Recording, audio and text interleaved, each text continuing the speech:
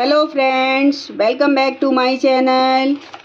तो आज मेरे किचन में बनने वाला है बहुत ही स्वादिष्ट अचार, और वो भी मेरी नानी के हाथों का।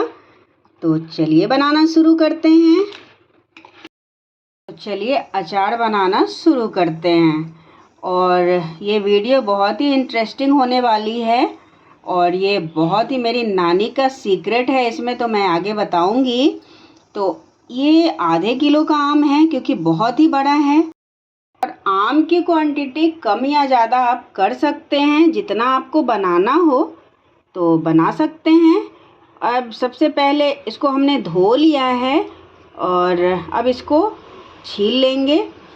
तो आप जैसे भी छील सकते, छीलनी से भी छील सकते हैं, पर मुझे इससे आसानी होती है छीलने में, तो मैं ऐसे छील लूँगी इसको। अब ये देखिए, आम का छिलका हमने अच्छे से उतार लिया है, और अब इसको मनचाहे आकार में आप काट सकते हैं, मतलब जैसे भी काटना है। और इसका ये गुठली ज़्यादा मोटा हो गया है, तो उसको मैं नहीं डालूँगी। और ये जो अचार है, जो मेरी नानी बनाया करती थी, तो ऐसे ही बनाती थी वो, उसमें गुठली नहीं डालती थी। तो पूरा उन्हीं की रेसिपी है ये। अब तो वो इस दुनिया में नहीं है, लेकिन फिर भी उनकी यादें तो हम लोग के साथ है ना। तो उन्हीं की रेसिपी है ये। तो इस तरीके से छोटे छोटे टुकड़ों में काट लेंगे। और आप चाहे तो आपके घर में अगर ज़्यादा बड़ा खाते होंगे तो बड़ा पीस तो बड़ा भी रख सकते हैं। और इस तरीके से अब ये पीस इसका बना देंगे, और इन सभी का भी ऐसे ही काट लेंगे। और बहुत ही अच्छा लगता है ये, टेस्टी, स्वादिष्ट, और बहुत मसाला इसमें नहीं जाता है। और बनाइए और खाइए। और जितना पुराना ये अचार होता है उतना ही टेस्टी होता जाता है ये। तो ऐसे ही पूरे आम को काट लेंगे।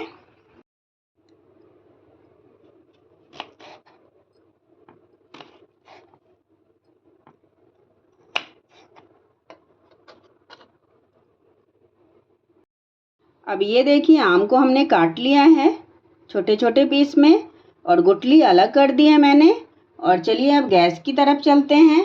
गैस पे एक कढ़ाई रख दी हमने, और अब ये गरम हो चुका है। तो 1 चम्मच ये राई है, इसको ले लेंगे।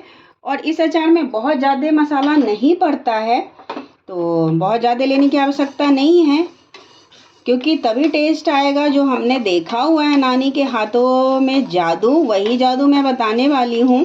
तो अगर इस तरीके से आप लोग बनाएंगे तो परफेक्ट टेस्ट आएगा, क्योंकि सभी के हाथों का अलग अलग टेस्ट भी होता है, और तरीका अलग अलग है, तो स्वाद भी अलग हो जाता है।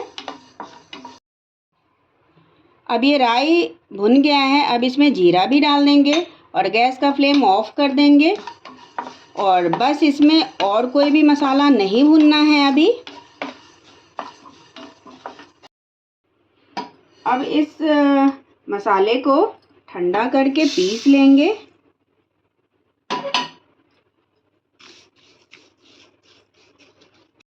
और जब तक भुना मसाला ठंडा हो रहा है, तब तक ये अचार की तैयारी कर लेते हैं। तो एक बर्तन कोई भी ले लेंगे, और उसमें ये आम डाल देंगे। और सुखाने की आवश्यकता नहीं है, और अगर आप चाहें तो सुखा भी सकते हैं, लेकिन ये मिक्स करने के बाद 1-2 दिन का धूप लगा दे तो ज़्यादा अच्छा है। पर पहले ऐसे सुखाने की आवश्यकता नहीं है, क्योंकि मैंने अच्छे से धो के और इसका पानी पोंछ लिया था।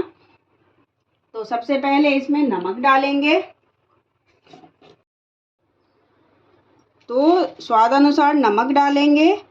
और अचार में ज़्यादा ही नमक डलता है, कम नहीं डालना चाहिए, नहीं तो अचार ख़राब हो जाती है। तो 2 चम्मच हमने नमक डाल दी है।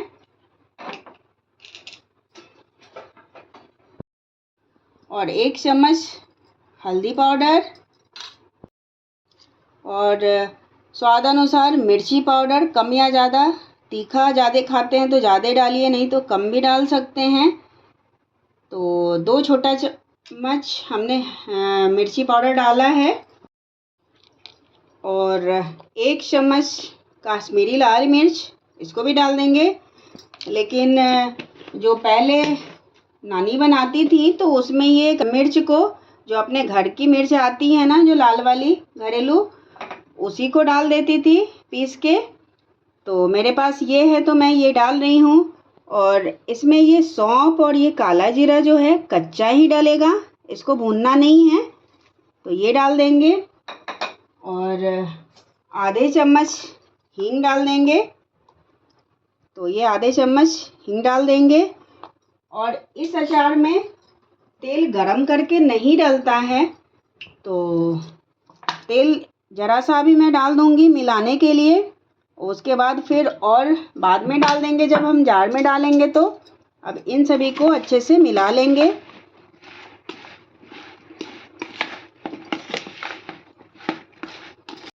और इस अचार को अभी हमने मिला लिया है। और जो भुना हुआ मसाला है वो भी अब ठंडा हो गया, तो उसको भी अब पीस के इसमें मिला लेंगे।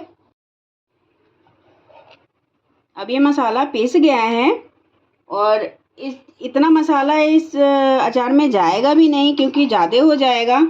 तो ये छोटे 1 चम्मच और आधा और 1.5 चम्मच हमने डाली। अब इन सभी को अब अच्छे से मिला लेंगे। अब चलिए, ये अचार तैयार है और इसको अब जार में भर लेंगे। तो कोई भी कांच का जार ले लीजिए और उसमें भर सकते हैं। तो मैं इस जार में डाल देती हूँ। और मेरी बेटी तो एक खा के भी देख ली, बोली मम्मा ऐसे बहुत टेस्टी लग रहा है। लेकिन 1-2 दिन बाद जैसे जैसे ये आम गलेंगे ना, तो और भी इसका टेस्ट बहुत ही बढ़ जाता है।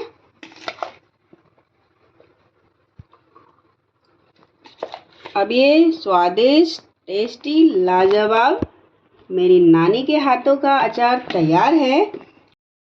इस अचार को आप क्या नाम देना चाहेंगे? मेरी नानी तो इसको पंजबिया अचार बोलती थी।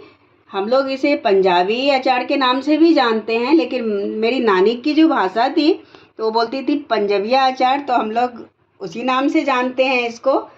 और इस तरीके से आप लोग ये स्वादिष्ट अचार बनाइए। और ये रेसिपी कैसी लगी ज़रूर कमेंट करके बताइए। और ज़रा सी भी ये वीडियो अच्छी लगी तो लाइक, सब्सक्राइब और शेयर ज़रूर कीजिए। Thank you. फिर मिलते हैं एक नई वीडियो के साथ, तब तक के लिए बाय बाय।